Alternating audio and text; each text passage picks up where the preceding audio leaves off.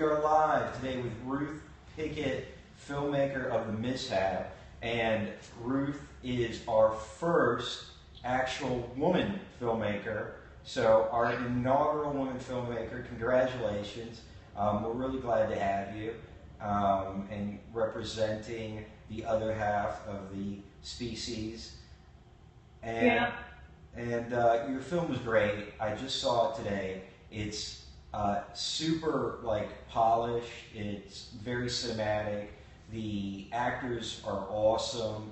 The set is ridiculous. The young actor who plays a police officer is really great. I mean, he's perfect for the role. Very comedic character. Really well done. I mean, just a great job. Great work. Thank you. So for the first question number one, why? Why this film? Good question. As with many of my ideas, it's one of the questions I'm not quite sure of the answer to. Insofar as sometimes I'll just come up with an idea and go, well, why not? So yeah, why not? Rather than no, it's not true. I think sometimes I'll have thought about sort of a burning reason to write it. This one kind of came from nowhere, and I just thought of it and went with it. And that's awesome, and I totally get that. And that's a big part of the creative process. I think in retrospect, one of the awesome things about creating is that you get to look back at your work and consider it. So, this and there's not too many things in life where we get to really do that and have this product that we can then understand and come to know and experience in a deeper way after the fact of creation. So the fact that you created this movie, to me it's really about betrayal. It's this comedy about betrayal. And I wonder, you put in, how many days of production? 2. 2 days of production. How many days to write it? That's the question. Not long. I don't tend to take too long writing. The first draft I usually write in a few days, and then I read it through with the actors usually and do a few rewrites after I've kind of heard it with their voices. But yeah, it's kind of days with bits in between. Oh, that's cool. So you actually had the actors in mind prior to writing it? No, I wrote it first, and then for this one, I thought of the actors. I knew both Richard and Maggie from having worked with them before. So then I asked them to do it, and then got together with them and got them to read it out and sort of made little edits to it according to how it fitted with their voices. I see. All right, cool. So let's say you shot it relatively quickly. You wrote it relatively quickly, say a matter of weeks, couple rewrites. And then editing, how long did that take you? And you're the editor as well, right? Yeah, I am. Yeah. Well done. Very well edited. Thanks. I partly edited it myself kind of for speed because I can edit and I sort of thought I'm quite happy to stay up till the small hours of the morning working on things, whereas when you're calling for favours, get someone brilliant to do it, but I might be waiting 6 months for them to be able to fit it in with their life. So the edit on this one, from production to it being completed, was about 2 months, but the edit was probably only a couple of weeks, and then there was the sound post and colouring and stuff. Okay, cool. So, what I was trying to get at, it's good for me and for other filmmakers to really understand the process and your process and, to be able to compare their process to other filmmakers' process. So that's, valuable, but you put in a lot of time and effort in this movie, right? And even if in the beginning you didn't necessarily know why you're making it, but something called to you, in retrospect, what do you think? What do you think got you through it, and looking back now, why would you say you made it? Well, I actually made it as part of, I've made 4 shorts this year. I've just shot the 4th one. So I made it as part of a planned series of shorts, so I knew I was going to make several when I set out to make it, that this was the first one.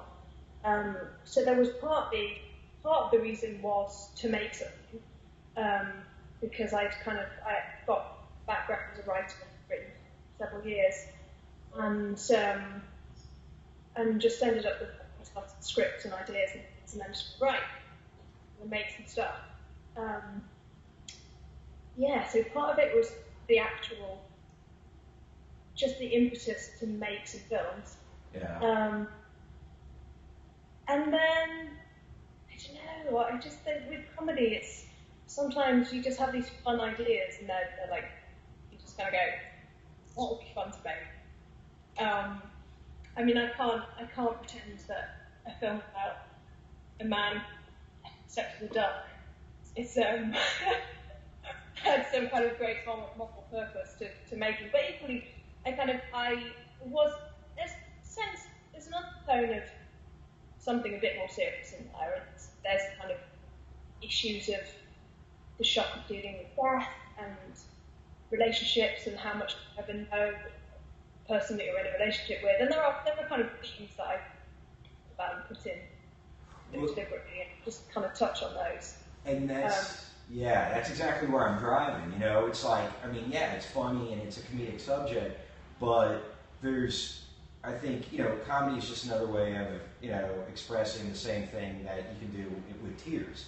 I mean, the dynamics are just another way of, I guess, dealing with life circumstances. So the circumstances that you raise are certainly very serious, but looked at in a comedic way. And I think it's really interesting, as for me, looking at creative work, and I think the deepest reasons of why we produce the work that we produce tells a lot about ourselves and our outlooks on the world.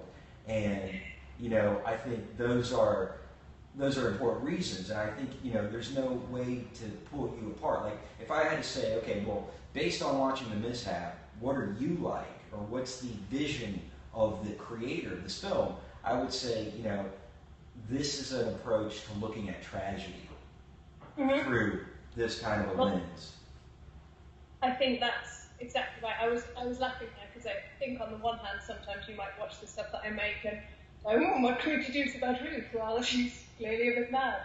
But in all seriousness, I really actually engaged with serious literature and tragedy, and it's kind of classical literature's an interest of mine as well.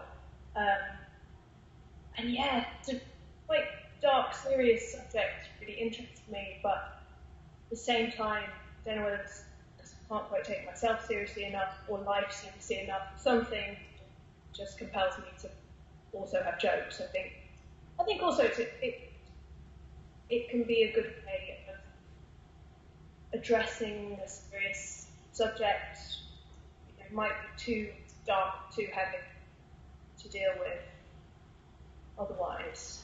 There's a very, perhaps slight cliche, but there's a very fine line between tragedy and comedy, and one may find oneself laughing at a funeral, or something that's supposed to. There's that really fine line. Sometimes I don't know whether to cry or to laugh, and that's the line that I like. That you like to walk? That I like to tread in writing my work. It's really interesting. I mean, I think that the idea or the saying goes that tragedy is like the near avoidance comedy is the near avoidance of tragedy.